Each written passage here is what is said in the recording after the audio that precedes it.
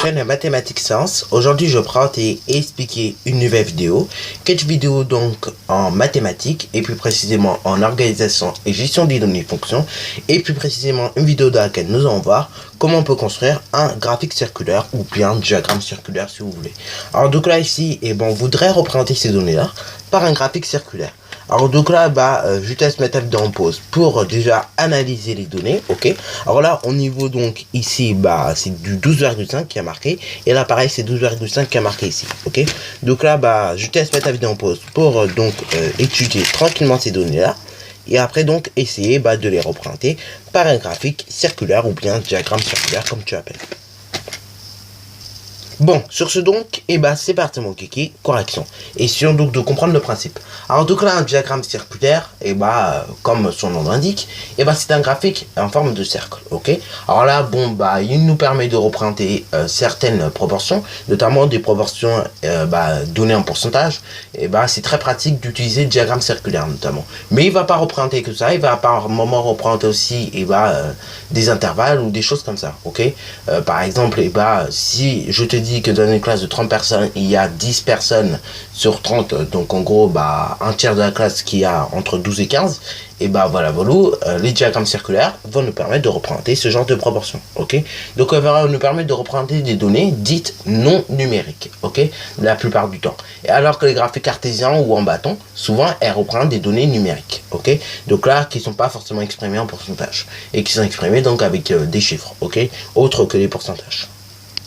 Donc là, il faut se rappeler d'un truc, justement pour les diagrammes circulaires, il faut se rappeler qu'en gros, les mesures des angles, sont proportionnelles à chaque effectif. Par exemple, pour 14% des élèves qui ont entre 10 et 12,5, ok, cette proportion-là sera beaucoup plus petite que la proportion entre 12,5 et 15, donc qui représente 64% des élèves, puisque il y a plus d'élèves, ok, il y a plus d'élèves qui ont entre 12,5 et 15, alors que là, entre 10 et 12,5, il y a moins d'élèves, ok. Donc là, il va y avoir une petite proportionnalité comme ça entre les effectifs et les angles, ok. Donc là, du coup, ce que je te propose, c'est de construire un tableau de proportionnalité dans lequel, on mettra donc les effectifs exprimés en pourcent, puisque là, on parle bien de pourcentage ici.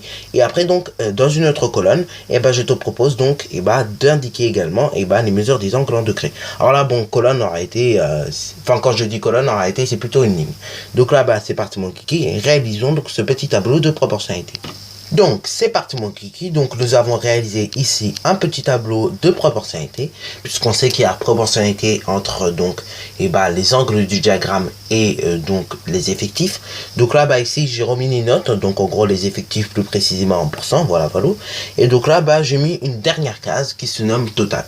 Alors là, pourquoi le total? Parce que tout simplement, ça sera qu'à partir du total qu'on va pouvoir en déduire les autres mesures d'angle, ok. Donc là, déjà, faisons le total des pourcentages. Donc on fait 14 plus 64. 14 et 64, c'est comme si tu fais 64 et 10. Ça fait donc 74. 74 plus 4, 78. 78 plus 22, ça fait 100, ok. Voilà, puisque c'est comme si tu faisais 78 plus 20, donc 78 plus 20, ça fait 98, et plus encore les 2, puisque 22 c'est 20 plus 2, hein, et ça fait 100, ok. Ensuite, du coup, sur le cercle, vous savez qu'un cercle, c'est 360 degrés. Donc là, du coup, c'est pas sorcier pour un cercle, on met en bas 360. Et là, vous retrouvez un truc que vous savez faire, c'est-à-dire donc, compléter un tableau de proportionnalité. Alors là, vous allez me dire, mais le chapitre sur la proportionnalité, je l'ai pas trop aimé, donc ça sert à rien que j'y revienne. Oui, mais sauf qu'au fur et à mesure qu'on va avancer dans le programme, j'en ai peut-être déjà parlé l'année dernière, mais bon, je préfère en reparler quand même cette année. Au fur et à mesure qu'on avance dans le programme, plus qu'on aura besoin en fait de lier tous les chapitres qu'on a fait, ok. Donc là, la proportionnalité vraiment, c'est vraiment très utile, c'est un outil qui est formidable et qui vous sert dans plein de domaines de la vie, ok. Donc là, ici, ça va nous servir en l'occurrence pour faire notre diagramme. Donc la deuxième étape, une fois que c'est fait, il ne reste plus qu'à compléter le tableau proportionnalité. Là, on peut faire plusieurs méthodes, soit le produit en croix, comme on a appris cette année, ou soit comme on faisait auparavant, c'est-à-dire donc avec un coefficient de proportionnalité, et après on complète tout. Alors là, moi, ce que je vous propose d'abord, c'est de réaliser le complétage du tableau avec le coefficient de proportionnalité. On aura pu également s'y prendre autrement, mais là, vu les nombres que nous avons, on peut le faire avec un coefficient de proportionnalité.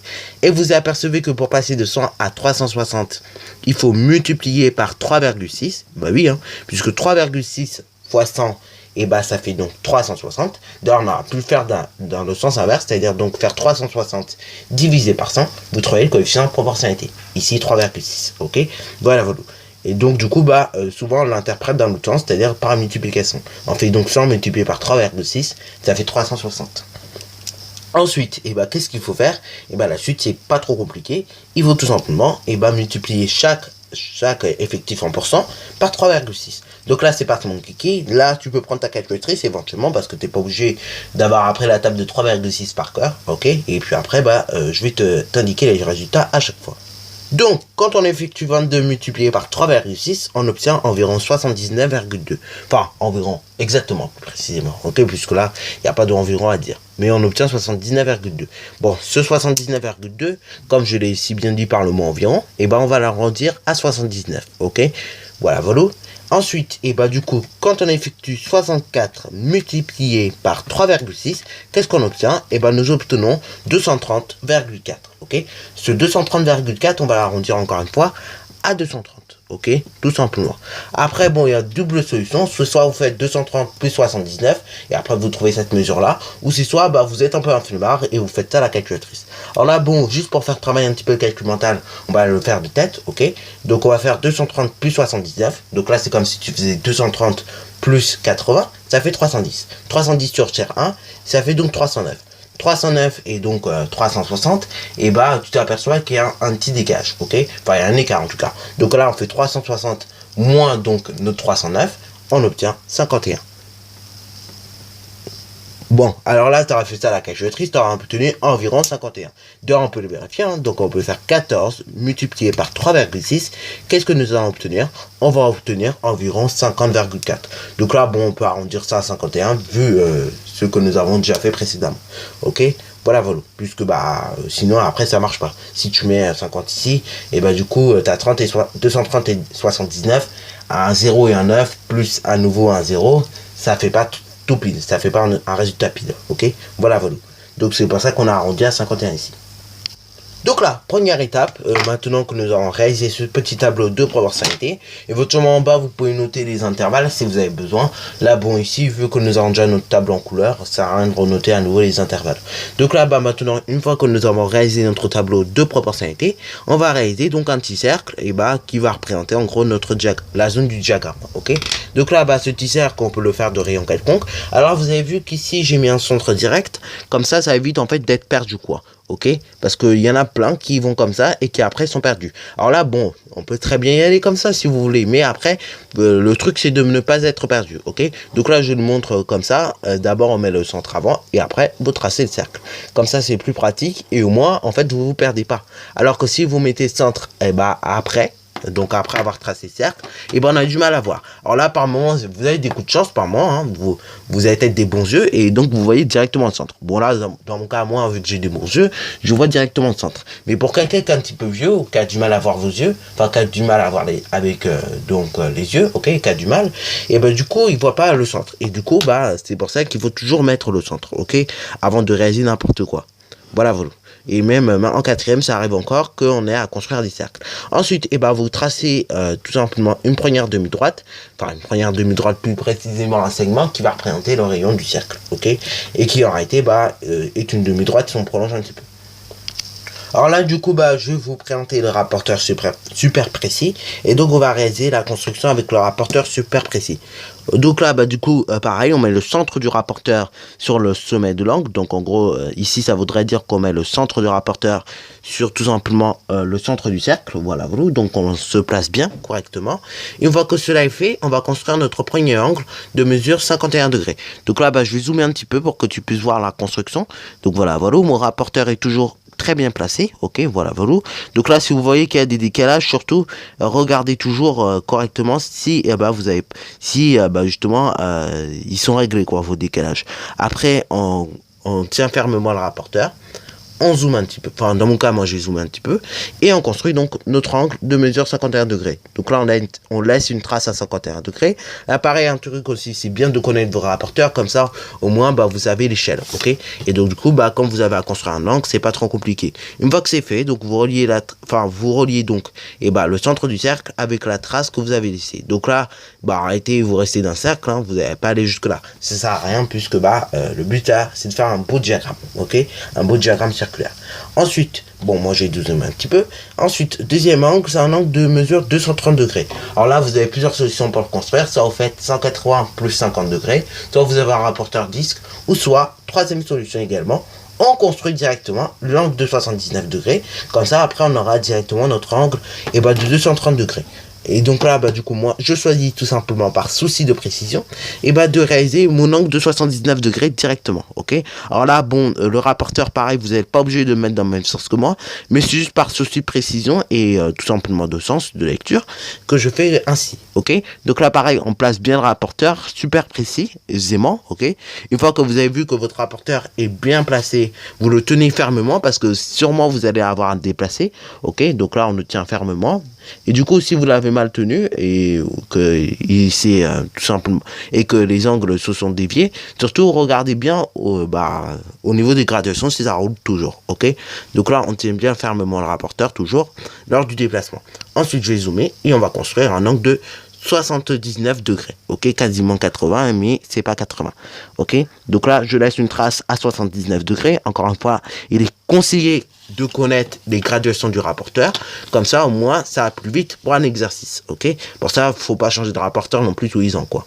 Après, c'est vrai que j'avoue, les rapporteurs s'usent assez vite, tout comme les équerres. Donc si vous les changez régulièrement, c'est bien, mais après faut pas non plus en abuser, quoi. Si vous achetez 2 rapporteurs par an, au bout d'un moment, faut s'arrêter, quoi, au niveau des stocks de rapporteurs.